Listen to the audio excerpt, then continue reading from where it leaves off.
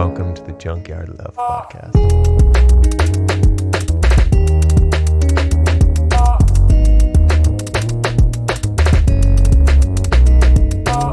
At what age do we learn how to have better conversations?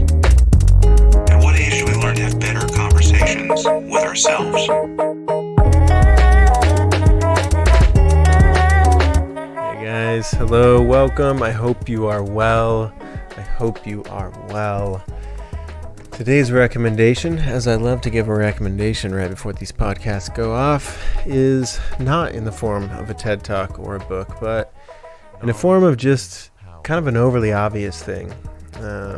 If you are not doing something extra in your life because of this coronavirus to take care of yourself, if you haven't inserted new ways of taking care of your mental health, if you haven't added a little bit of time to your physical body movement, if you haven't started stretching, if you haven't started drinking more water, if you haven't tried to start noticing more on your diet, any of these things, if you haven't been putting in an effort, please do it. Just take care of yourself. Self-love. Learn about why you need to do it so it makes sense in your own mind. Listen to that higher voice that's within you. It's so easy to get comfortable because this is such a state of unknown right now. It's such a state of uncertainty. It's different. It's easy to slip back into old habits. It's easy to slip back into old addictive behaviors. It's easy to slip into overeating. Any of these things, don't feel shame for any of them. We're all going through something traumatic right now. If you are a human being on planet Earth right now, this is the craziest shit that's going on right now.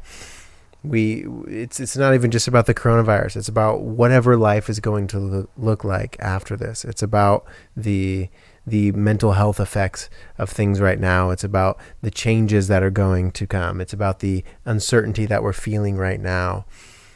We are going to be speaking of this time in our history books. It's okay to be feeling whatever you're feeling right now. Just accept it and take a look at it and forgive yourself and just do a little bit extra, whatever you can. Whether that's writing half a page of journaling in the morning, whether that's stretching for 5 minutes before bed. You don't have to be like, all right, I need to get on my 7-day workout plan and make sure I don't miss, make sure I go 2 hours a day, go ham. I need to run 25 miles today. Yeah, just little steps. Go for a walk before you go for a run. These things are important.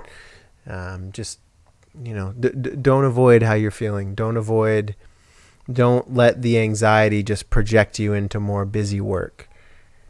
Take a second for yourself. So that's my recommendation. It's weird times.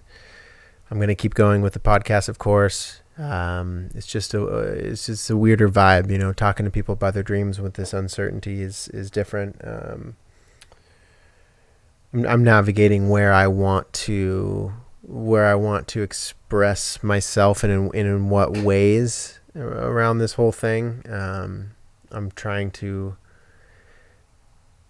get through it just like you guys, I suppose. So anyway, I hope you enjoyed the episode. Please, if you did, share it with a friend, tell somebody about it. We don't normally do these long intros, by the way. I try to keep the intros pretty short and sweet, but I just really wanted to put a pin in this. Like, if there's nobody in your life, if you're just kind of hanging out by yourself and you're just kind of texting the same people or seeing the same people on Facebook, whatever, like, if nobody in your life has told you, take care of yourself, motherfucker. You're worth it. You're worth it. Take care of yourself.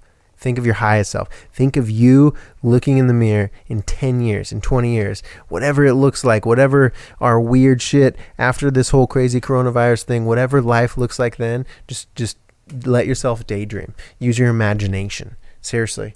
Just let yourself sit in that moment for a while and be proud of yourself. And think back and say, I'm proud of myself because I took a little bit of extra steps. I just did a little bit of extra work, and I know that it could add up. So take care of your future self by taking care of yourself now. Anyway, let's roll. Boom. But they're doing a virtual version of like local musician sets for Capitol Hill Block Party, and she's like doing one of the sets, it sounds like, which is cool. That's so cool. Yeah. It's really cool that people are doing stuff like this, just like coming together. Yeah. Still make stuff happen. I mean, it's definitely not. I was texting my buddy, and I was asking him how it was. He was like, "I'm virtually raving," and he was like, it's not bad. He said it's just all about mindset. Like, you just got to go into it. Like, what, we got to bring the vibe with us to this. Like, 'cause, otherwise it's just people on a screen DJing, or it's people on the screen, dancing around or singing or whatever. You got to kind of bring the vibe to it yourself. So I get that. Like, that's cool though. It's a challenge. Yeah. Just like what will happen to live music after this. Live music was so simple, like before this, like the ability to, at least like the relationships that I've been lucky enough to build. There's a few places in Longview that I could just message and be like, "Hey, can we grab a spot on a Friday in the next 2 weeks?" And they'd be like, "Yeah, it sounds great," And so now it's going to be about, I wonder what places we'll be able to pay artists, if at all. Thankfully, we have we don't like ask for a lot of money, and we would play for free in a lot of situations, just like knowing what's going on and stuff. I don't know. It's just crazy, dude. Like, just what's going to happen to small businesses. Yeah, stuff like that. All like the servers, bartenders, man. like musicians, DJs. Like, I don't think we're gonna have more than 50 people in a place for a while. That's what I think too. If 50 even. Yeah, I mean, but it does give me hope for kind of like what we do, where it's like okay, if we're playing only breweries and tap houses, it's like you already can't fit 100 people in there. So it's like, I wonder if like all live music will be released on one tier, or if like the different tiers or phases, as they call, like I think they're calling them, if like, you know what I mean, like what will be allowed earlier. You might be first tier. I mean, I feel like they could scoot you over into the corner, and I mean, I think that people, like, if they're gonna, I think people are gonna be like shockingly hungry for like hearing real things in person again. Of course, more than ever. You know what I mean? Because it's just, I think that like we are evolved and or created to be like social or communicative beings. So just naturally. So I just think, music gathers, pretty comfortably. Eric, let's quickly sidestep. Explain to anybody who doesn't know. First of all, we'll explain that we are outside, if I haven't explained that in the intro. Yeah, podcast outside. And that is just a race car. Dale Earnhardt Jr. is my neighbor. So he's just driving around. But Eric, if we could just sidestep and explain to listeners who don't know who you are and who Rosetan is. If you just like explain kind of what's going on with you guys. Yeah, I'm Erik. Hi. Shoot. I'm not editing that out. Dang it. I love music a lot. Rosetan is an acoustic folk trio with Jake Wilson and Jacob Carroll. Jake Wilson is in an awesome band called The Wildish, who we have shared some really cool memories with recently. And as far as me, like my history with music, like in high school and college, the focus was jazz. Afterwards, like I was involved with some other music stuff while in Seattle, but it wasn't jazz. But jazz education helped plug me in. And then from there, had some opportunities to travel to a couple different cities and record for other artists that like I have no connection to, like just being hired to like play echoey sounds that go, and I just like ambient sounds a lot, and that's a lot of it. That works. Yeah. What's you were saying we were talking about you guys perhaps being able to be the ones that play. You kind of explain maybe your guys' vibe, like genres, maybe. Explain Rosetan. I think it's close. The closest thing we can describe it as is like folky, because it's definitely acoustic led. It used to have more like electric guitar elements, but I think the more we played and the more songs we wrote together, because it started off just like me writing content and then them putting stuff together, but then we started writing more together. And it just seemed like folky stuff seemed to fit better. And to be totally honest, like singing has been a learning curve, and this genre seems to fit with like my tone of voice best, where it can come off like at the highest quality performance and like make a lot of sense. Where it's like the other stuff, like I try to like be like really edgy and stuff, but it would fatigue my voice quickly, like all the screaming I would want to do and stuff. And although it makes a lot of good emotional feelings for me. It may not be sonically pleasing to everybody. So just trying to continue to mold together as a band and stuff. But no, what we were talking about earlier was live music, like how and when will who be able to play where? Right, you know what I mean? Right. And so we historically have only played small places, right? The biggest place we've played was the Tacoma McMiniman Spanish Ballroom, but then like the next day we were in Ellensburg, right? Like playing like a super tiny room. So it's like not. I don't know. Like we play small places, mainly breweries and stuff, and like Antidote, but they're like in the middle of moving in Longview. Ashtown was in the middle of a move. No one really knows what that's about. Oh yeah. that's super in the limbo, especially with all this COVID stuff. And then I don't know. It's like so two places that were pretty into live music, and I know that Antidote will continue doing it because they made good relationships with a lot of musicians. Yeah. But there's like, I mean, who's gonna want to pay artists? I think that a lot of businesses too are gonna start checking like for more quality stuff if they're gonna pay. Like I think like more like as opposed to being like, oh yeah, I play covers. It'll be like I need to hear some recordings before I book you. I think that might start happening. It's just gonna be cutthroat with all the indie guys. Dude, well, there's an artist that I will not name, but he played at the lake last year, and the cello player was completely out of tune. He sang terribly. It was him on his acoustic and a cello, and it was awful. And I work for Longview Parks and Rec, right? And after I got hired on, that happened and stuff, and it was during like summer camp and stuff, and someone, one of my bosses goes, hey, do you know so-and-so? And I was like, yeah. And they go, what do you think? And I was like, I never would have booked him. I've known him for years. Like, that's not a good move. And they go, well, we really wish someone would have told us anything. And ironically, from that, they've asked me to put a contact list of like local bands together, which is kind of cool.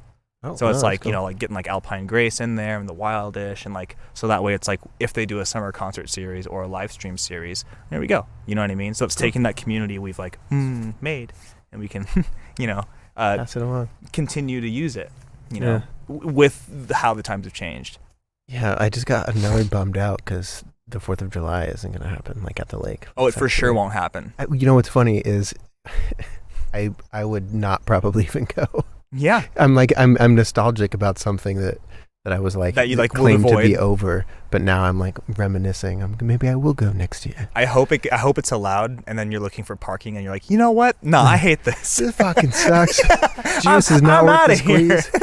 And then as I'm looking for parking, I drive by and I smell like the curly fries or like the elephant ears. Oh, man. Yeah, man, that's so delicious. That's like the thing that Longview people like. We don't know about them except for now. Do you have any stories that come to mind of being at Lake Secretary on the 4th of July? Yeah, actually, absolutely. I remember. I think it was actually last 4th of July. Jacob Westfall and Taylor Dawn, people that I play music with, they happened to be in town because Taylor's family is Kelso native. And so they were like, hey, meet us at the food area. And I was like, okay. There's a lot of nostalgic other memories too, but this one, because it's recent, just like touches me more. And like we just like had like teriyaki chicken skewers and fried rice, and then we just sat and listened to like some of the live music.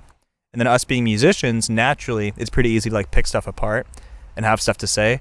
But we were just having so much fun sitting in the grass, just sun hitting us. Music was still good too, and just being like, wow, like they're pretty good. I've never heard of them before. They're from here? That's crazy, Right. And just having that kind of conversation and just blissfully enjoying what's happening and not having to be like, oh, you know what, that guitar player could have fixed his tone if he cut some mids a little bit, which is normally what happens.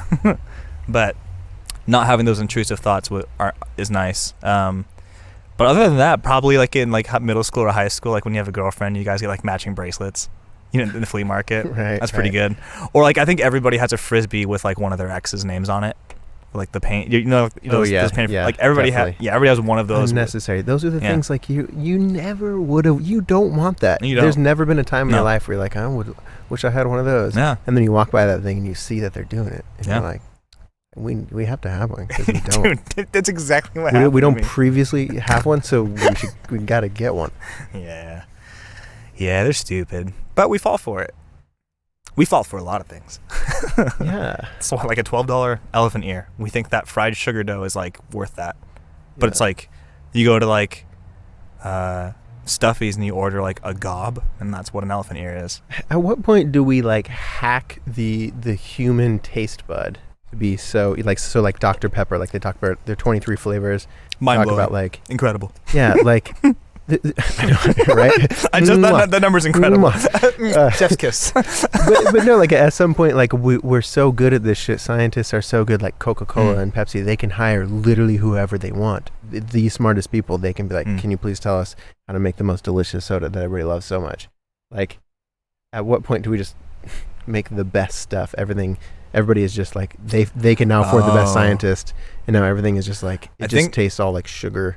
I think like every 20 years we realize like, oh shit, everything we've done is wrong. Like there's like 20-year increments. Like at one point people were like, oh, we gotta like stop using heroin as like cold medicine. Like eventually that hit, right? And then like all of our soldiers. Whoops. And then eventually, you know, this was an example I was talking with someone about recently. Conservative Christians used to like historically be racist. Eventually, eventually they all had to go like, oh, whoops. You know what I mean? Yeah. Like just like I mean, and now that's like in Christianity, racism is like clearly like not connected at all, right? But for decades, they hung out a lot, right? You know what I mean? Right. But I don't know, and the people won't be happy with how I said that and what I said, I think, but not like starting drama, but just that is probably historically inaccurate. But I'm just a funny guy who likes reverb, like so. I like reverb. Like that's it. Like I'm not good at like other things. I just like this. I know. I like how often Joe Rogan, for example, he'll be going on about something, and he'll be like, "But listen, folks, I'm a fucking dummy," and he'll be like, right, he'll just pull to the mic remind close, you. and he'll be like, "I am a comedian, and I commentate people who fist fight." Right, like, you know, like, and it's just, you know, yeah, you always gotta like knock yourself down. That's the thing is, you know, with this podcast, I was always afraid of like stumbling over my words, like, oh fuck, that's gonna be devastating, or like, oh, I said the wrong thing. But it's like I don't care. Like if somebody like tries to point me out, it's like, dude, what are you talking about? How dare you say that thing? I'd be like, oh no, I actually meant this. That's fine. Well, I'll let them misunderstand me, like because I don't have ill intention, you know.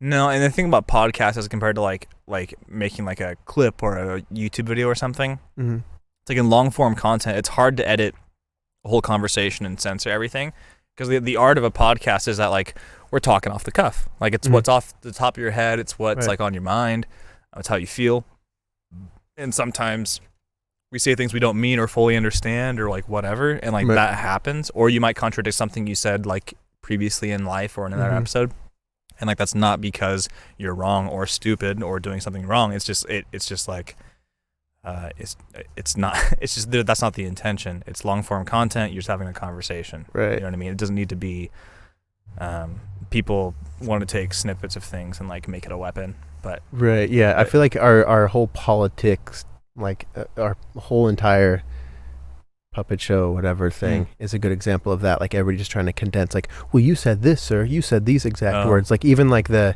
Trump said that you should, you know, eat Lysol or whatever. Like, you know, if you could just realize that he doesn't mean like to actually inject these things or whatever. Like, it's just people wanting to twist stuff for a political angle and make something sound stupid and worse and stuff, when it's like this, like coronavirus is 100% bipartisan. And so the fact that there's like politically divided memes and stuff about everything, and that like the argument about our well-being is a political argument now, it is complete bullshit, honestly. I'm frustrated by it because like I don't have any politically charged argument about the situation. I just want people to be safe. I want people to be well. I want things to move on, but I want things to move on the right way, so it doesn't have to return to a lifestyle like this. You know, I like to return to as much normalcy as possible, and without hurting any more people. I think it's an important time. You know, in Parks and Rec, at the after school program, we teach what's called the 4 Bs. And I think like they're so good. Like working with kids has made me a better person, because like the cheesy things work. They work for kids and they work for adults too. So like the 4 Bs are be safe, be caring, be responsible, and be productive. Those are all 4 incredible character traits that like that help you and the people around you every day, constantly. Right? And so like be safe, like be responsible. Okay, what am I doing to be clean and for myself and the ones around me right now? Be caring. What can I do for other people? Like, can I order and have dinner delivered to a friend's house who may be struggling, or can I send my friend money who needs help with their bill? Can I, what can I do if you happen to have those extra resources? Or can you just like call and say, hey, I love you and I'm thinking about you? Because a lot of people need that stuff right now. Right. Dude, all that stuff really does work so across the board. I always think of like your dorky 9th grade teacher who had those like Garfield posters up still or whatever. You know what I mean? Like whatever they just hang in there. Yeah. we must have the same one. Oh my dude, God. Man, I totally wish that I feel like there is some in my head from those. But yeah, dude, those simplified, like look at my wall downstairs, man. That's a lot of that shit. Just as someone was rambling about, I was like, what did they just say? Or like, as I'm rambling about to myself, I'm like, maybe that's good. Yeah. So I'll write that. Yeah. But like, sometimes, the essence, it's funny. Like the reverse, sometimes the essence can be within, one or two sentences. Yeah. But at the same time, sometimes it can't. Because we were, think about how we just started getting to that part of the conversation. We were talking about, getting taken out of context or like just taking snippets of things.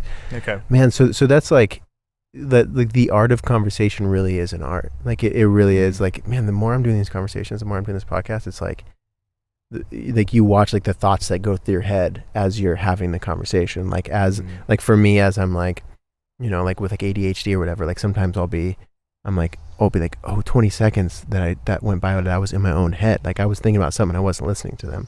Like, and it's like, that's like a weird thing to say, like, but then you bring it back, you could like train yourself, bring it back, and you realize that you kind of recollected it, you kind of recalled it.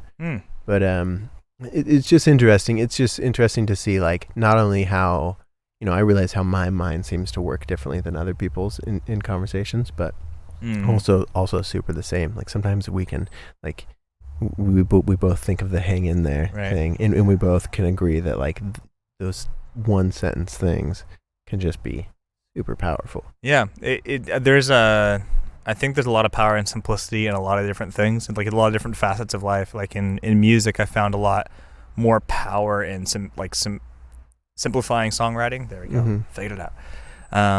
Like that's why like acoustic folk music right now, like the musical abilities in all of us, like we could access something way more intense if we wanted to. We can make the guitar parts a lot more, but it doesn't feel the same.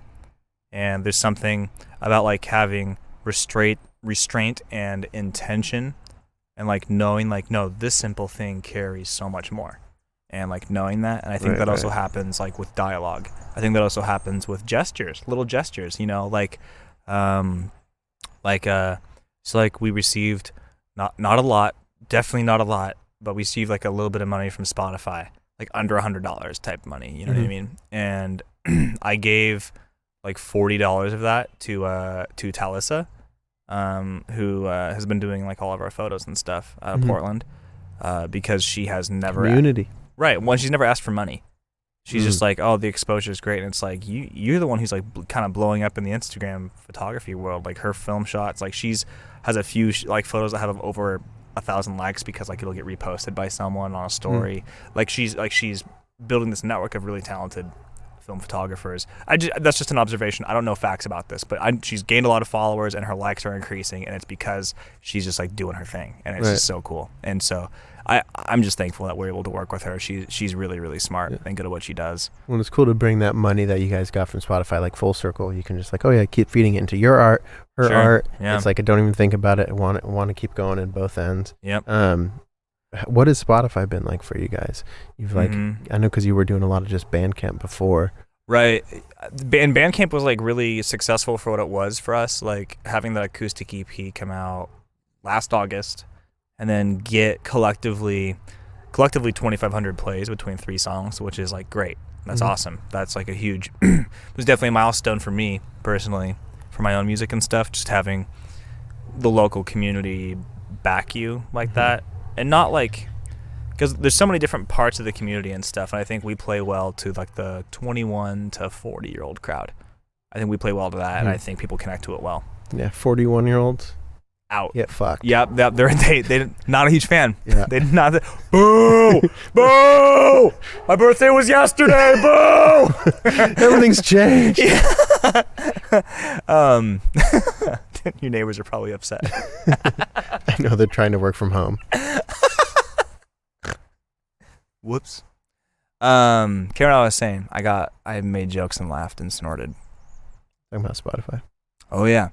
So Bandcamp gave us some good success and stuff, and then we released Pragma on Spotify in February, and after it was released, we were able to submit it for editorial selection, and which is like a curated Spotify playlist. So some people you can even pay for slotted playlists and stuff, which is interesting. Like labels will get people on playlists for $1,200. It's about the price you would pay for a good playlist.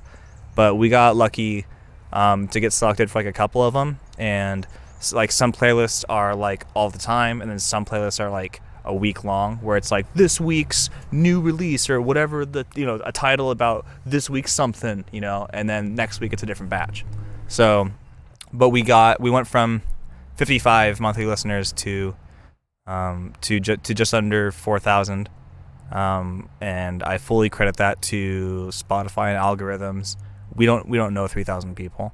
Right. And so that's really cool. Well, being on the So Far playlist. So the So Far Sounds thing, and they've been promoting us too, on their Instagram and stuff. So give a little lowdown on that situation. So assume, right. If we're not going to air the other podcast that we had done, we actually had done another podcast. We don't have to recoup it. Not the whole thing, but yeah. But it was right before the coronavirus. So it was just the attitude was just entirely different. There's a lot of things that were both about to be different for us. So. Well, the hard thing is that we had built up a lot of momentum January through February. We played just under 20 shows, starting to travel a little bit, playing things that are bigger than we normally could, and then we were about to play this show called So Far Sounds, which is that they do secret shows in a little over 400 cities around the world.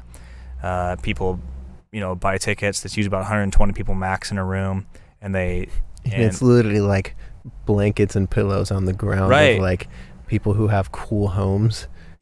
Check them out on what are their Instagrams? So Far Portland, So Far Seattle. So just if you do So Far Sounds, that's the main one, which is the corporate one, and then you can also just search cities that you live near, So Far Portland, So Far Seattle, and then if you go to the website, you can just type in the zip code that you're living in, and they'll pull up shows that are near you and stuff, and they usually book things 2 months in advance, and they do a show. Every city does a show once or twice a week.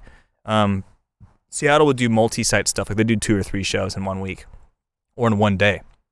So you'd pay for a ticket, and then you would get told to go to this address. Like the day of the show, you'd be sent the address. You don't know where you're going until then, which is another cool part of it. And it's always a cool place of business or someone's really cool, living room in the hills of Seattle or something like that. Really cool things. Yeah, and scroll through their photos on Instagram. Definitely. Yeah, it's really cool. It's pretty sick. It's definitely something that we were excited to be a part of. Thankfully, they promoted our live stream. The first one we did back in April. Oh, it's still April. Maybe we did it in March. I don't remember when we did it, man. Dude, yeah, time is different right now. Yeah, I have no concept of time right now. I just know that I'm just happy to not be inside my house. Fresh air and birds. It's crazy. It's wild. So much green. Yeah, it's awesome back here. Well, so what happens when they put you guys on a playlist? What playlist were you guys on? So the playlist. So there's a songwriting playlist, but the playlist that So Far put us on was artists will miss, cool. this month or whatever. So they posted all the artists that got canceled. Another cool thing So Far Sounds did is they paid us for the show we didn't play. The artists they canceled, they sent $100 to, which is just a really cool gesture. Knowing that most musicians, that's their livelihood, not a lot of income in music. So that's why there's a lot of artist relief funds right now.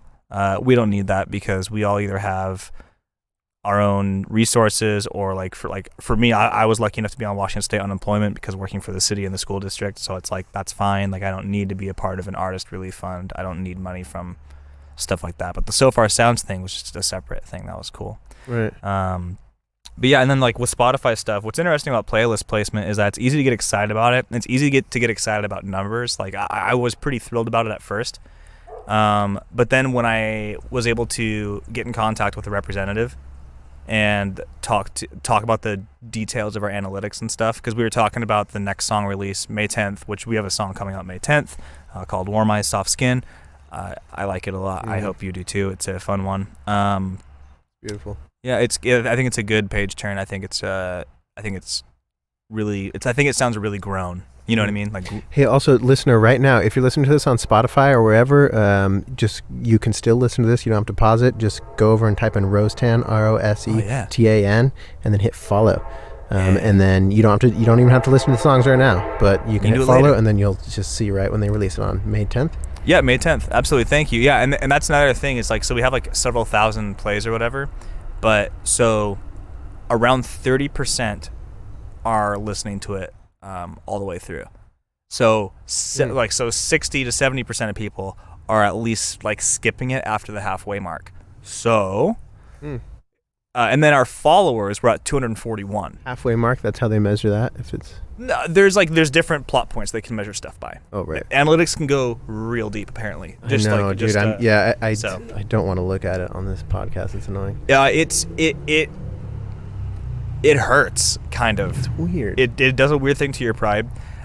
So that and I already miss like Bandcamp only antidote this Friday type stuff. Right. And not that we're anything bigger than that now, because we're not. But I just like, I'm starting to think like, oh, how, am I supposed to manage things differently? Like, what do I do moving forward? But we were talking about like the original, like, the band did a podcast with you where like the biggest thing was about eliminating expectation and then focusing on community. And I think in recent months, that has been absent for us. And I think just finding ways to refocus on both those points, I think will also help get rid of that noise in the peripheral vision about like, oh, you're on a playlist, blah, blah. It's like, okay, well, we got to hope that the second song does, or we got to hope that the second song does successful, or it's going to look really crappy and we're going to feel, so it's just about eliminating expectation and just continuing to record and write and just put music out that like you love and that you feel good about. Man, how do you balance? Because like you do like, let's say the manager side of this too. Like you're writing the lyrics and stuff, so you have to like manage this artistic side of your view on everything, on like all of it, but also you kind of have to like think of it like you do have to look at the numbers. Like artistically it's healthy to like fuck the numbers, do whatever, right. But there is kind of a part of like this world that we have. If you kind of want people to hear your music, you do have to kind of play the manager game. Like, how do you manage? Yeah, I think Spotify doesn't mean a whole lot. The best way to grow your numbers is to play live. Instagram's a good example of that. We haven't gained a lot of followers because of Spotify, but every time we play somewhere out of town, we gain like maybe 15 or 20 followers. Now we only have like 220 followers, not a lot. But it increases naturally, and we haven't hashtagged a single photo, for example. Like there's no outside source to like just grab onto it and go, oh, that's an extra like. Like you have to seek it out to find it. And I think that's been a really important part of the brand for Rosetan, is just like we're just offering this, and if you like it, awesome, we'd love for you to be a part of this community.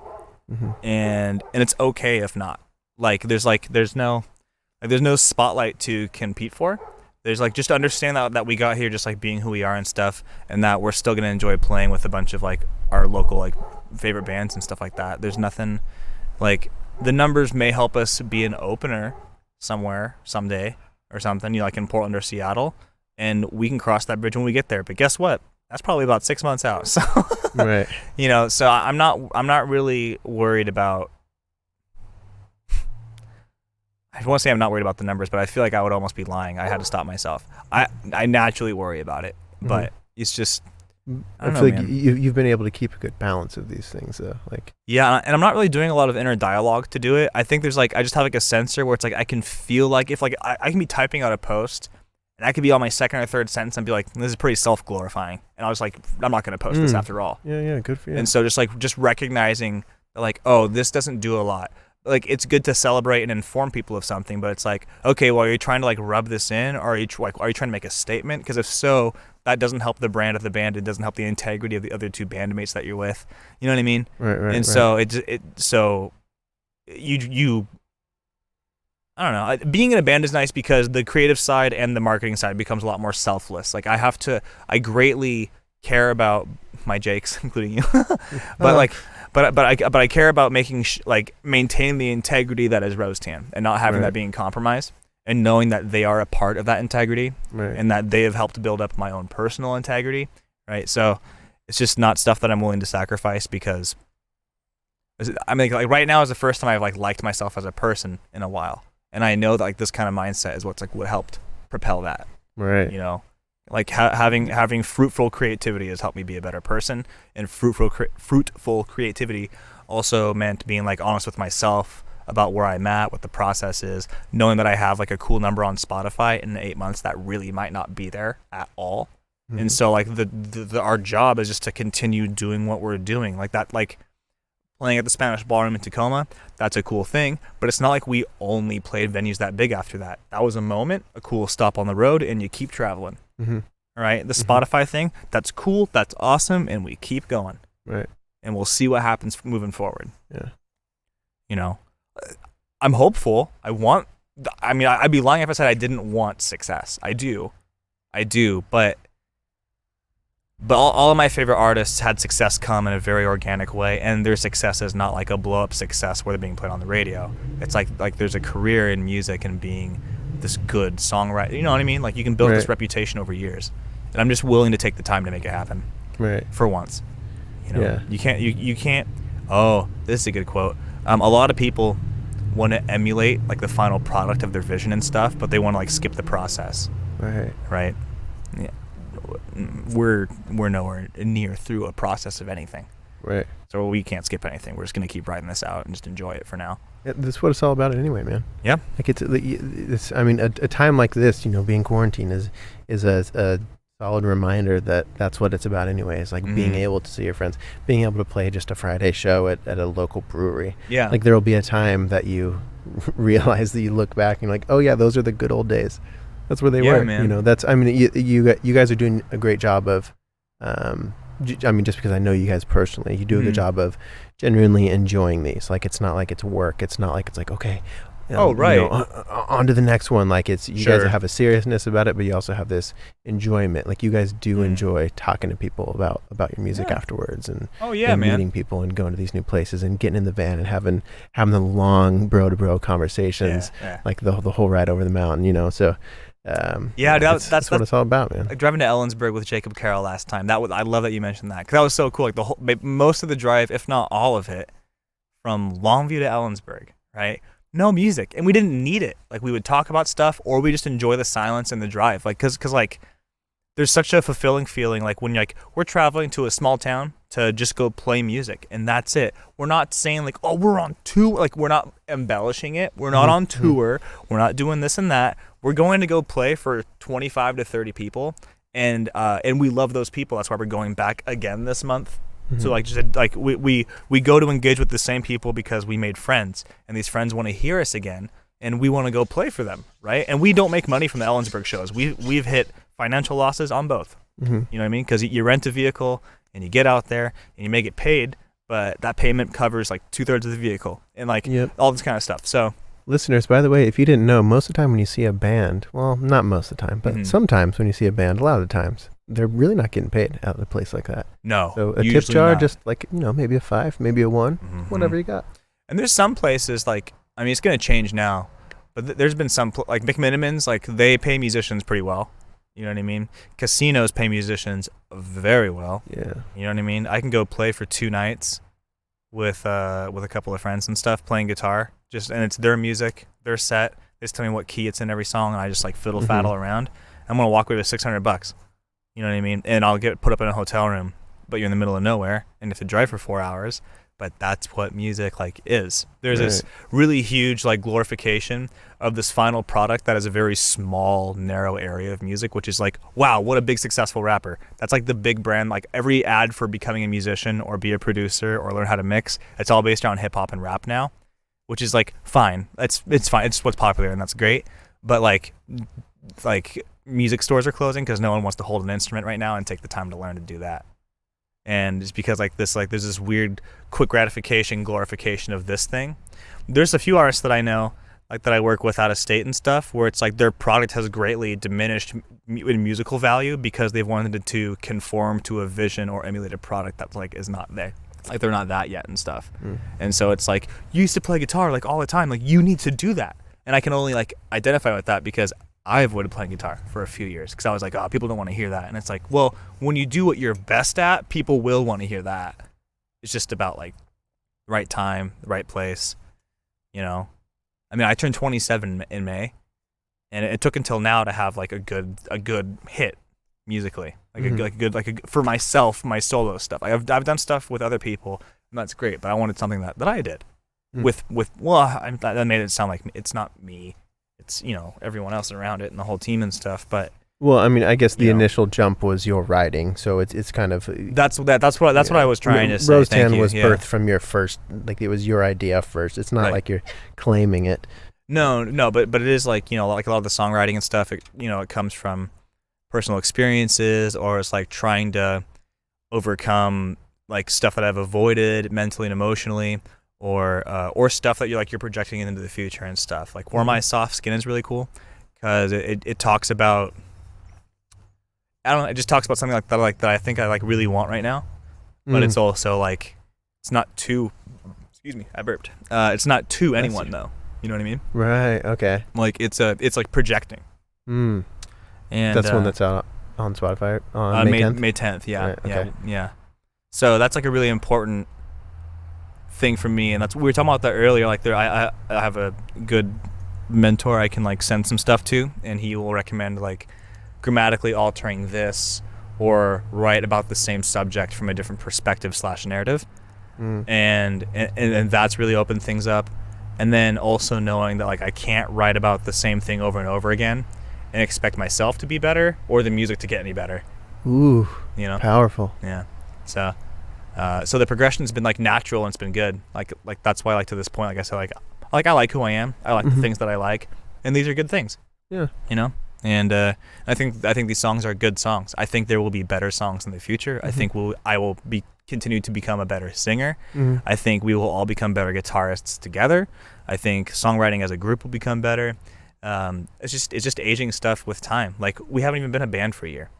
Like we were technically a band starting in October. You know, so. Well, I mean, and you guys are going through like this weird thing. Like any band anybody going through any of this is going to be changed through it. So, but going through this, like you guys have still been able to like communicate. You're still great friends. You're still talking to each other. You're able to do a couple live streams. You're able to like, you're able to, maintain this and stay hopeful for like, oh yeah, this is what we're still doing. Yeah. And there is that small voice where it's like, oh, things will never be the same. Music, blah, blah, blah, this and that. But all that I know is that is waking up every day and figuring out like that day and stuff. And so I'm kind of projecting and wanting to like some places are already rebooking for the fall. Like we're getting emails back, which is cool. But even still, like who knows? It's really hard to be in a place where you don't have control over something. Right. Like the thing about booking shows and stuff like that, it's like I can send them recordings that I know we sound good in. I can perform with these guys because I know we do a solid half hour to 45 minutes anywhere we go. You know what I mean? On stuff like that. And when you're not able to practice routinely, when you're not able to do all these things, like we're gonna do another live stream on May 1st, and it's like, man, I really hope it works. Practice. You guys remember? Like I'm gonna have to look over all of our lyrics. Right. Like I tried doing a live stream by myself on my personal Facebook page, and I forgot the lyrics to most of our songs. Oh no! Yeah, like at least a verse. Weird. It's weird how that works. Muscle memory, man. Yeah. The guitar parts are there because that's like the best thing that I know what to do. Right. But it's the lyrics. That sound was terrifying with headphones on. Not knowing, it double screeched it. Yeah, dude. I thought it was like a pterodactyl landing on like the top branch or something. Exciting. Yeah, dude, there's savage birds out here. Are there? I want one. Anyway. But yeah, so I mean, it's just a different era for music in Rosetan, but I look forward to it. I'm excited about it. They're good people. They've been supporting me. I love them. The people that have been supporting us, we love them. The whole Spotify thing feels fairly undeserved, but like cool for now. Yeah. And just like I said, you just got to keep going to the next thing. You can't. I can't spend too much time on that because I shared it because I was excited about it. Like when we hit like our first 1,000, I was like, this is cool. Yeah. And then just already because I was added to this group chat of musicians like from the Texas area and stuff. And like right when I added to the stories, like then all of them started like adding their play Spotify stats to their stories, and I was like, oh, like I'm not trying to like do that, and like I don't want us all to be doing that, like, you know what I mean? Like all of a sudden it's like, oh, if he's sharing, I got to show mine too. And it's like, no, it's not. You know, it was just like one little proud moment, like, oh, this is like a thing that actually, like, this is kind of a little bit more than a spark. I've never had that before. That's what correct. It is, man. And I was just shocked to see that even a moment of like wanting self gratification, there's still seeds of like volatile, toxic behavior. And it was good. I liked seeing that because it made me want to lean into like the good stuff we're already doing. You know, so like, okay, good. And not that we won't say things, but like I just know now it's like, okay, that number exists on Spotify and not on our social media. Like if you go see that number, cool, but like there's nothing gratifying about posting that. Like we got like I need to like, okay, that's not, you know. So and that's why, like, for example, we don't post stuff like that like on our Instagram posts, maybe stories. Like the posts are always like thoughtful photos and something important we have to say. Usually you combined. Put a lot of time into the Instagram. Yeah. Even though it's like I said, not a lot of followers, but it's just about packaging things a way that you like I care about, like we care about how things look, sound, and feel, and we care enough to make it honest too. Right. So we've had a ton of art conversations about that, like just I feel like we both. I mean, we don't have the same like taste. I'm more rambunctious. Sure. But no, I appreciate your style in your art and your eye towards art, and you'll take the long time to get the perfect angle on the corner of the photo. You know. Oh, thanks. Like and I appreciate that. I think that's cool. I think I've probably just been listening to too much AI shit, but I feel like little stuff like that is like that's going to be hard to replicate, you know, like when you're like, what's different about humanity? Like, what's so special about humans? You know, like creativity, what is that all about? Like, can't we just reproduce it with the right algorithm? Once again, it's about having, like, you can emulate that final product, but you can't emulate the process. Yeah. It's a really weird thing to like think about, but you can keep cycling that sentence through. Like, you'll be meditating, just thinking about that and being like, dang, like, what am I emulating? What should I be walking through more? It's very interesting. It's because it can be like beyond music. It can be anything. Like I looked at a few situations socially where I was like, oh, you know, it was really nice. It was really good. It's just good to like kind of have those like moments where you're just, you know, not like full like cognitive wake up like coming online. Whoa, this is crazy. Like sometimes it's just nice to be like, oh yeah, I should change how I do that. Yep. It doesn't have to be crazy. So you have to like anyway. That's that, Jake. And that's Rosetan. You don't want to talk about ripping the cord out of the back of your neck like in the Matrix. You just wake up. But I will tell you, you know, I'll go out on a limb and just say it. So, yeah, I've done LSD, and that's exactly what LSD feels like. I feel like there's a hose connected to the back of my head, and it's really insane. And like, I just feel like you're like in this. I don't know how to describe it with words. I already feel weird, like on the back of my neck. It's like tingle. It's weird. It does, like, it's a weird thing. I can't wait till it's a normal thing. You know, I think maybe 5 years. It's already, you know, psychedelics are doing a lot of work for people with depression, man. Like with anxiety, with all these things, helping a lot of people out. I think it'll be a normal conversation. People will be able to like understand what you're talking about. They're like, wait, unplugging what from your what? You know?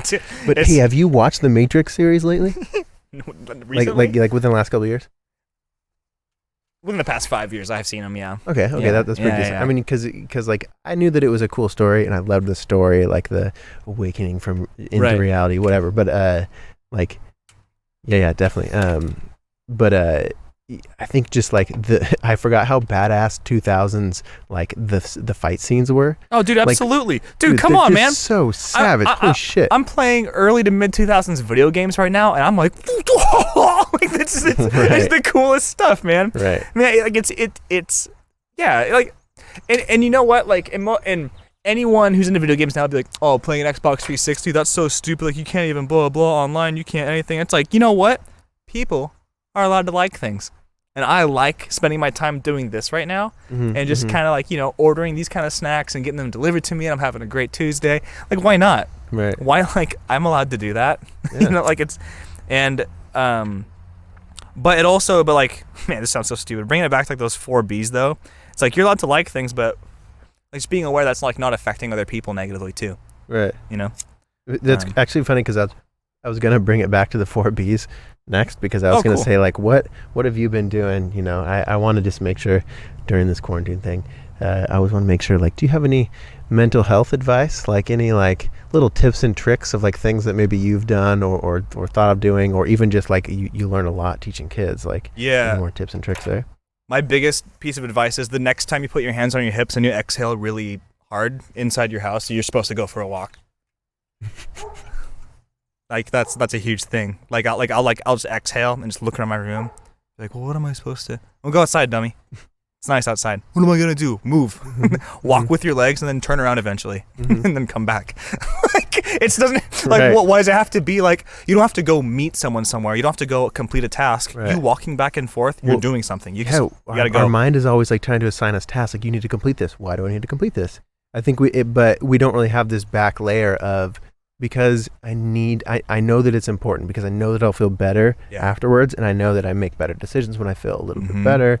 I'll know that it'll remind me, like, also looking at our phones and shit, looking at screens, being inside, like walking around, look up, look around, move your fucking eyes around, moving your feet, get your blood flowing. There's so many even benefits. just like you do yoga in the morning, but even something as simple as like you just find like a basic like set of stretches. It doesn't have to be like this whole like long thing too. Just like stuff that gets the blood flow moving.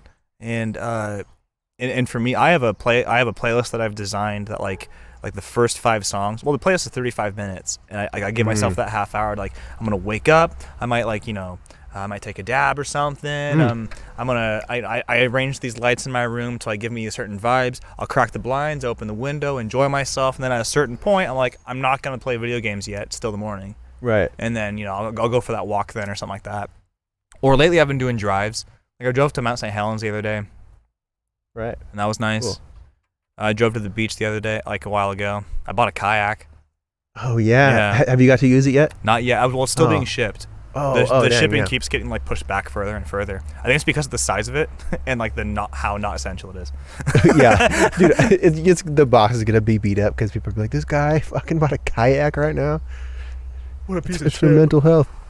And that's the other thing is like quarantine has taught me that I am okay alone. Wow. Like what do you mean? With friendships and relationships, I will fight tooth and nail to stay around someone because I can't stand to be alone, and because like I don't want to like have a new friend or a new person relearn who I am. Like what's the point of that? What's the point of going through all that again if we, you know what I mean? And then having the absence of relationships and friendships. Not that like you're not friends with people right now, but you have a lot of time to yourself, right? I think I'm changing good parts of me during the quarantine. Like I'm excited to be social again, so I can be like a more positive person. I think I was already in the right direction pre-COVID, but I think like I'm learning more things now. Right. I think like I can enjoy time by myself as opposed to like just like feeling really dark and heavy with emotion and feeling guilty about this in the past or this and that. And just like acknowledging things that have happened in the past as like final moments, like they're like you can't like you can relive them, but you can't redo them. So what about it? You know? And all these kinds of and they're all different facets of your life too. Like can be even like there's some like you can like think back to weird things that happened in a classroom in middle school. Like you know it's like you have those weird stories that you remember. Yeah, man. In 5th grade when I farted and I held my nose and it was on a plastic chair. Oh no! It was so loud, man. It was during AR reading. Fuck, man. This is so weird. My friend Evan, man, fucking Evan Pomonton. Fucking call him out, man. He was sitting right next to me. And he just did. I remember he did some sort of like, oh my god, or so, just what a pal. An immediate reaction. What a great guy. He couldn't handle it though. Like I don't blame him. Like it was. In elementary school, no kid would. No. Here's the most devastating thing. I feel like I've told this story, but the most devastating thing is I looked at my teacher for help. That helped me with my eyes, and he couldn't help. But he wasn't cracking up laughing, but he couldn't help it, man. It was just everybody's complete. He's reading a book too. It was just a perfect 5th grade class. And then I just ripped one. My eyes. Yeah, I said, "Help me," and he said, "I'm sorry, I can't hold this laugh in," and I got betrayed. I just love. I said, "Help me with my eyes." I'm like, I've been there. It's like at one point we've all said, "Help me with your eyes." Like, what's it? It's a teacher's job. It's. Oh man. Pick up on the signs. Yeah, cool. I think that's great, solid advice. Yeah, I mean, going outside, listen to more music, discover music, put yourself in listening situations that you wouldn't find yourself. Click on a different playlist than you normally would or something like that. Or as opposed to like clicking shuffle on a bunch of singles that will, oh, maybe you like this band, go ahead and like listen to a full album of something. Yeah. I think full album listening is dying, but also good album writing is dying. Like, yeah, because people aren't just doing it. Singles and like, oh, I have 12 songs, but it's an album now. Like a lot of rap albums that I'm listening to, it's a lot of not like writing and programming through and stuff like that, right? Like there's only maybe 3 or 4 albums I've heard in the past 5 years where I've been like, I'm gonna listen to this album from start to finish all the time, and that's. You tell me. I have to tell you first. I'm going to cut you off rudely. I'm sorry. No, that's okay. I'm going to tell you first my album that I would recommend, because I feel like if you have good album recommendations, people got to hear them. Heck yeah. Mine's Hayden James. His most recent album. It's a blue album cover. Nowhere to Go, perhaps. Hayden James, you said? Hayden James, yeah. Hayden. Yeah. But his most recent album, Hayden James, front to back, I can't just listen to one song. Shaylee and I both. It's fantastic. Between Us. Yeah. So that's my album. That's but what is your album, Eric? I would probably have to say there's a band called Golden Days, Daze, where I've been pretty obsessed with the work they've done there. But my most recent discovery, this Black indie artist More, his music is like so soulful, and he has like a really floaty voice, which you don't really expect from someone to approach this genre in this angle. But he like has like R&B soul with like indie tone and style, and it's really, really cool. I think the EP is self-titled, but maybe it's not. But anyway, just MOR. It's one word. More. I'd like that. It's good. Oh, you would really like it a lot, because it's actually an EP that I've like glazed over and have skipped in past days. But then all of a sudden I realized that I have separately liked 3 of the 5 songs on my library, and I was like, oh, maybe I do like this album. And I went back to it, and I was like, oh, this is a whole thing. Right. So, but also just Palace Life After is like the best album I've heard in a long time. That album is still, I still listen to it once every day from start to finish. Baths, Romaplasm, Geotic, Traversa, that's a big one. Evan Dalen and I listen to that one a lot. Ooh, those last year were great mornings. Super good mornings, yeah. Geotic Traversa is like the best. Like, oh, is there sunshine? And are you getting in your car? Cool. Here's like an hour of like really melodic, low intensity house music that you can just like cruise on forever. Was that what was the long? There was like a 25-minute long mix or song. Oh, that Neptune. Was like a frequency. Oh yeah, from Geotic. So what's crazy is I think I might have told you about this, but I was actually driving up a few months back, maybe 4 months back. I was driving up Mount St. Helens or to Coldwater Lake to go hiking, and that song came on, and I was like, oh, I'm gonna fucking let it play. I'm driving up right now, and it was like, it was so cool, early. The sun was literally rising, bro. What? I have a photo that I could show you. It was like between 4 and 5 a.m. I think. I don't know. It was super early, but and I didn't let the entire thing play, but I let it probably like 16 minutes in or something. Yeah, man. It's a lot of the drive, but it was, dude. Yeah, it's weird. Like frequencies, like it's just like a fucking tone, but there's still a tempo to it. There's still a rhythm to it. There's somehow still like it's so weird. Like, how do we understand that? Like, how do you, it's so. Yeah, well, connect to it. I mean, I think there's the thing about ambient music, and the reason why I like it is the lack of dialogue allows your internal dialogue to really turn up. Even if it's not busy, it's like going to be pretty intentional. Like, you're telling yourself things, you're thinking of memories, you're feeling something, and it doesn't have to be that deep. Something can just sound pretty and you're enjoying it. But like when you listen to something pretty, oh yeah, Choo Choo Train, podcast outside. Podcast outside. Oh, also, by the way, in the summer anyway, listener, the rule is when a train goes by, you have to drink. That's our barbecue rule. So, cheers from across the table, 6 feet apart, buddy. Cheers. That's how much I like that beer. Yeah, it's like a Good Life sippy cup, hazy pale. It almost comes off like a light hazy, like it has like a lightness to it. You know what I mean? Mm-hmm. Like where some IPAs like have like that big like weight feeling. This is like light, easy to drink. It's light on the throat, like the aftertaste on the throat doesn't give you that. Like sometimes an IPA is a little crispy on the throat. Yeah, or like gnarly and like bitter and sour almost from the hops. I wonder what like beer connoisseurs, like how they actually talk. Like what are the proper terms? Because like I'll say bitter and I'll say hoppy, and I don't know what I'm actually saying. Oh no, you're nailing it probably. It's not as complicated as I think. There's a great video I watched where it's like a beer expert like picks between expensive beer and non-expensive beer, like I guess the price points and stuff, and he's like talks about all of them and stuff, and talking about maltiness and tartness and age and hops and all these things. It's like watching that helps you identify with stuff a little better. Yeah, it's pretty cool because he's talking about stuff like with beers that you drink. So you're like, oh, that word works for that kind of beer, and I understand why because he's explaining what that feels or tastes like. Right. Yeah, it's worth watching. I really love watching stuff like that like can improve my conversations with other people. Like when it's like, oh, man, dude, I keep doing the same thing. Yeah. But it's fun to be able to like, oh, you almost want to like rewind it sometimes. Like, oh yeah, I want to remember that fucking word. Yeah. Like because it's enjoyable. You know, this is an obvious thing, but it's worth stating. It's enjoyable to not only like get into what you like, but be able to like properly articulate what you mean around like interests that you have. So when you meet somebody else like out of the blue, or you have a friend who has the similar interest, you can really like dig into the conversation about it and feel like a new kind of joy together, you know, by talking about those things.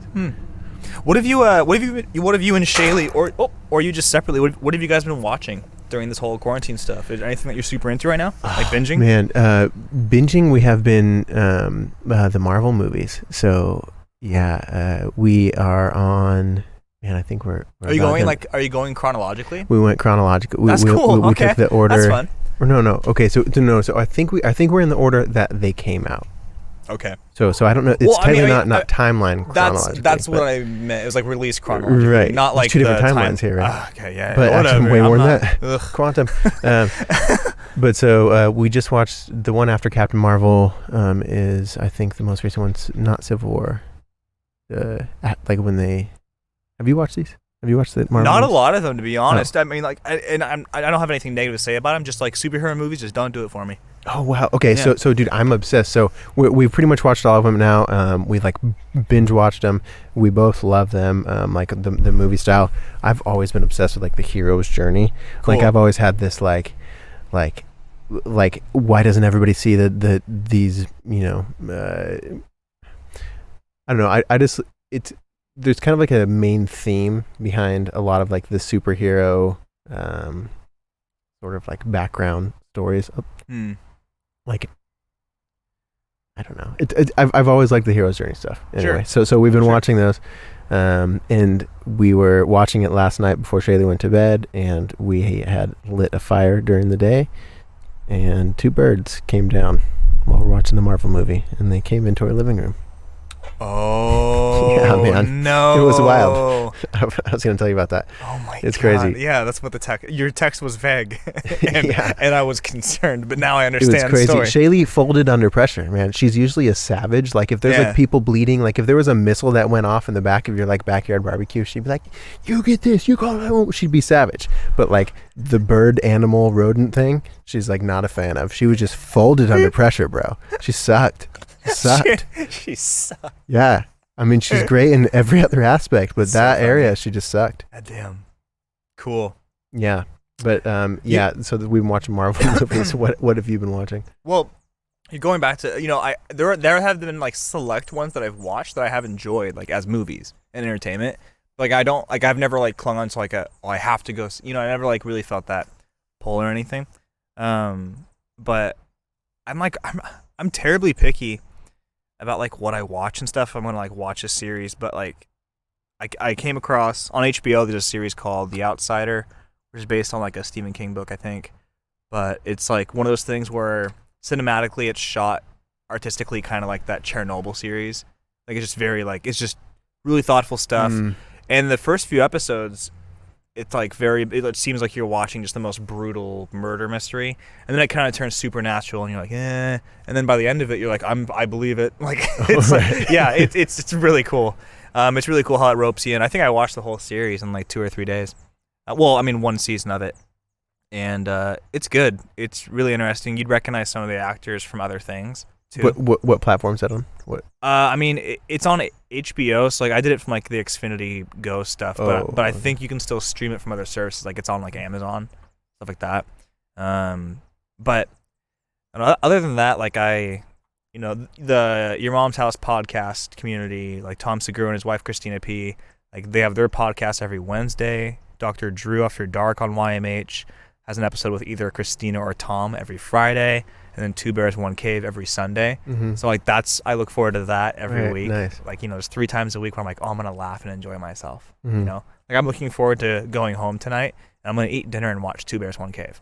Nice. Like I'm stoked. Like I love laughing and stuff. I just like the long form podcast stuff. I'm into a lot That's more. so now. cool. Like if you really think about it, like it's like you get to kind of like in a way hang out with 2 people that like if they were there, you'd probably be just like bullshitting right alongside them. Sure. I mean, I'd like to think so. Or occupying space, even which is totally fine. I'd be fine with it. I could occupy space. You could be there. Jamie. Completely. So yeah, I would be Jamie. But yeah, I feel like I don't know. It's simple stuff, and they've intentionally increased their content due to coronavirus because they were deemed essential media, and so they're able to still continue doing this stuff with their staff, and so they're intentionally ramping content, and because they're stand-up comedians, so they can't work, so their revenue is podcast based right now. Right. And but yeah, it's just simple, funny stuff like that. But other than that, though. I've started to tell myself when I can't find something to watch that I'm supposed to be listening to music. So trying to like up my music listening in general. Setting change. Yeah. So like when you go to Spotify, because I feel like a lot of people just like they either go to their likes and hit shuffle, or they go to just like the pop, whatever, which is fine. Whatever you like there's a lot of cool music, but like there's a lot of cool ways to discover some shit. Yeah. It used to be easier, I feel like. Not like before Spotify era. I feel like when I was younger, discovering new bands, like it was more bountiful. On Spotify, I would just say pick an artist that you enjoy, and when you finish their top songs or their discography even, it starts playing related music from there. And just you can kind of sift through that. The Discovery weekly playlist, Spotify does stuff for you every Monday. That's been really cool. I found a lot of good stuff from that. But the main thing is just every time you hear something you like, make sure you press the heart button. That curates more. Yeah, because it'll start, directing it that in that area, in that genre and stuff. But I think I don't know the on the desktop version specifically, you can go to like fans also like or sounds like or something like that. There's a tab. So like if you're like Geodic, for example, I like his music, and so I clicked on fans or sounds like or fans also like, and there was this artist named Gold Panda, and I was like, cool, what? And he does similar music but even more mellow, and I was like, great. Another layer mellower. I'm really into it, and so and that was cool. And then there was this other artist. I think the artist is Tourist, and dude, it's an album that I've like skipped over so many times, and I've like listened to it finally. And there's like 8 songs that are absolutely perfect. Like it's like ambient house. It's really cool. Like where the kick drum is not a big massive sound, and it's like more of like a palm on a car seat. Yeah. And then, so like you just like feel this like slow kinetic palm rhythm on a car seat. Yeah. Just a little fluffier, right? So anyway. Yeah, I feel it. Yeah, but I mean, I don't know. I try not to be in front of screens too much right now. I'm in front of a lot of them, but yeah. I mean, you gotta make an effort to like, when you're like, oh shoot, you know what? Maybe I don't need to watch something else. I'm gonna go stretch for a walk or play some music or listen to music, and just like I don't know. The crate digging of sorts that we can do on Spotify and YouTube and stuff, just like clicking on links and following and like, oh, I like that band, let's check out their old stuff and who they play with and whatever, just following those are kind of like some, I don't know, I guess other kind of healthy things you could be doing instead of just watching a ton of Netflix, if that's one thing I like about Bandcamp is like they don't do, from what I understand, there's not much of an algorithm. Like if you're listening to like, because most of the stuff on Bandcamp is already niche, that's very like obscure genre stuff. So it's like, let's say you're listening to like a post-rock band, like an ambient instrumental band, as opposed to like playing something that has a lot of plays that's similar, it will just continue playing stuff that is for sure that genre. which I think is really cool. Because that's one of the reasons why I think we had success on Bandcamp, because we had some success that was outside of Cowlitz County, and it's not because we got added to something. You know what I mean? We got featured on the front page at one point as new something for a few hours, and that got 500 clicks quick, and that was cool. But it's just, I don't know. It's just so interesting how those are realistic numbers. It's just and the impact is cool, but it's in the reality of it, 500 does not have an impact on you financially or career wise. Right. It's not just, but a crowd of 500 would be insane. Right. It's just so imagine, dude, back bizarre. in the day, if you had 50 people around you, people are hey, what's going on over there? Anybody would be they'd be well, we trust 50 people who are tapping their foot. We like this stuff. Yeah. That's all it could take sometimes. It's the numbers thing is new, and it started with SoundCloud, and it progressed to the whole entire business past that. This didn't used to affect stuff. The world of jazz music, all the most famous jazz musicians in the world still have less than 1,000 listeners on Spotify monthly, right? It's really bizarre. It's just because it doesn't really mean anything. Right. It's it's unfortunately a social stature and a clique among musicians is what it's turned into. That's exactly what it is. It's no longer a platform to share stuff. It's become social stature among other musicians to respect you because you had a lot of plays too. And the amount of messages or replies we got because we just all of a sudden, it's not cool. It's a bunch of algorithms. No, just people reaching out. It's hey, I saw you got these numbers. Remember, if you ever want to blah blah blah, we can. It's you didn't reply to me when I was reaching out to get you booked for a show in Longview, Washington at Antidote Tap House. It's just you saw numbers and you're how can I be a part of that? And my answer is you can't. Man, numbers complicate everything. Yeah, dude, just be good. Just be a good creator and a person. Social media in the first complicates place. Everything. Sure does. It'll be nice when you could just okay, here's how big you get, Eric. Just this will be your goal, to where you don't have to fucking look at social media ever again. You could just play music with Jake and Jake. I would have to be as big as Garth Brooks. Garth Brooks? Yeah, man. Dude, are they still going on the Garth Brooks thing? Are they still? They talk about it all the time. It's really good. Fuck. If go to Instagram, pull up Garth Brooks, and notice that all of his comments on every photo is people saying release the children, my family needs answers and stuff like that, because Tom Segura and the YMH crew has started this very believable thing that Garth Brooks is detached from reality. He has too much money. Everything he's saying is a lie. He dyes his beard too dark. He's living a lie. He's filled with quiet rage. What? Yeah, and he probably has people captive. Okay, wait, has Garth Brooks responded to any of this yet? So far, I don't think so. It's gonna get stalker shit. But Tom Segura said they're going through Garth's Instagram and he's this is still my biggest accomplishment. Dude. And he was genuine. He's this brings me more joy than my children. Dude, I just feel in this weird world. I mean, I guess comedians are definitely always making sure to push the edge, right, of reality almost. Look at I don't know, Christy, I always fuck up his last name. Christy Alia.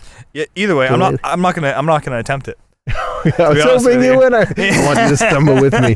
No, or Dave Chappelle's, or just the more recent ones. They're just pointing out, when Eric Weinstein was talking about it in a podcast, and it really did make me think. When Dave Chappelle broke the wall of, he was you know what fucking sucks? Y'all motherfuckers. When he was talking about the audience, when he's breaks the third wall of he's you guys suck. As an audience, you suck. You're doing these things to the comedians, and and they talking about all the political shit or whatever. But it's just interesting. We see it as this extra thing. Oh, they're a comedian. That's what they want to do. But damn man, if we didn't have the jester, if we didn't have the joker, if we didn't have the comedian. Who knows how stick up our butts we'd be. Because sometimes people get so caught up in all the bullshit. We have comedians, people point out, in memes, to point out that, hey, we're overthinking this shit, or you got to stop sucking, or whatever. I think a huge, comedians right now more than ever are super important and stuff, and they're already getting popular because of podcasts, but now it's they're the ones that are kind of carrying you through as far as mental health. I mean, the YMH community is one of the main reasons why, because people are on Reddit or they're on Twitter tweeting and posting jokes and stuff. I mean, you're a part of these inside jokes and it feels fun, and you just don't feel as alone all of a sudden. But yet you're still comfortable being alone. You're just doing It's been a weird several weeks, man. I know. It's been really weird. I know. Well, so yeah, because I had a comedian scheduled on here. I had a friend of mine who was going to come on. We're going to talk about comedy and stuff. Oh, cool. But I don't know. I might end up doing these. I might do this. I'm not sure. I just want to make sure it's like I want Shaylee to be able to come home every day from work and not feel like perhaps she's contaminated now from at home too. I don't know. I just want to keep it just complete. I don't know. I just and I have a lot of anxiety myself around it. Like, who knows what the fuck is real with the news cycles now, and I just want to take extra precautions. So sure, man. I've been canceling the podcast. I may end up doing this. I'll get my comedian friend back on. I have a couple other people that were scheduled. You should. You should, Eric, we will do. I mean, we hang out enough. We'll definitely do a couple more. I mean, we've had a couple successsul backyard social distance hangs where I think we could make this work if just content needs to happen like at least every once in a while and stuff. Right. But and then you and Spencer did one recently too, right? Like with the video call stuff, right? Yeah, video call. That's pretty cool. That's a good way to do that.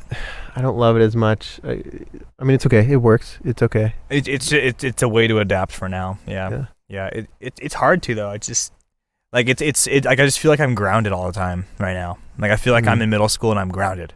Like, you're not allowed to go see so and so. You're not allowed to do this, and you can't do. And it's like I want to go to the beach. No. No. Like can't. What? I want to go to Astoria and have Thai food at the food trucks. No. Yeah, I heard that they're a bit cracking down at the. It's a lot. Beach. Like I actually drove to the beach last week, and I was like, I'm just gonna try to break on park on Main Street and just go over a dune. Nope. There's like they patrol hard. Oh, they told you to leave? Oh no! I just didn't even attempt it because there was that much patrol around. Oh yeah. And they also have like local volunteers who are just like going around there deputized and they just like call or whatever. That's weird. Yeah. So because people swarmed the beaches and like residents were like, screw all of you, and I don't blame them. I get that though. Yeah. I don't blame them. I don't blame them one bit. Somebody's got to protect it, I suppose. Kind of a weird thing. Such a weird time, dude. I appreciate you coming over, man. I appreciate you coming. Yeah, of course. Coming to hang and talk a little bit about Rosetan, talk a little bit about. Yeah, man. It's just casual stuff. It's just good to be outside of the house, honestly. Yeah. Yeah. And like I said, like I think it was important to just like say things that were more updated because everything was like so excited to play these shows. In the last podcast we recorded, it's like there aren't those. Well, because we recorded so that one, and then I have one more, but I recorded that. It was like right before lockdown. Yeah. And so we didn't know that was because remember it shifted. It was like 1 or 2 days. Yeah. Like it was like all of a sudden like, oh shit, this is weird. Like we are staying home. Things are canceled. But I had I think I've explained this in an intro, but I had them backlogged because I planned on during my audio director work doing it in hotel rooms and on planes and stuff. So I was trying to do a bunch of podcasts back to back, so I could still do just a weekly. They'd be backdated, but it'd be no big deal because it's like, what can I do? I'm traveling. Right. But now it just is kind of weird, and I didn't want to like rush it out and whatever. So I'll try to do some more. Listeners, take care of yourself. Check out Rosetan on Spotify and Bandcamp. Social media on everything. It's just at Rosetan Band. At Rosetan Band. Yeah. And then just I don't know. Be well, be safe, think of others, and take care of yourself. Excellent. Love you, brother. Love you too, man.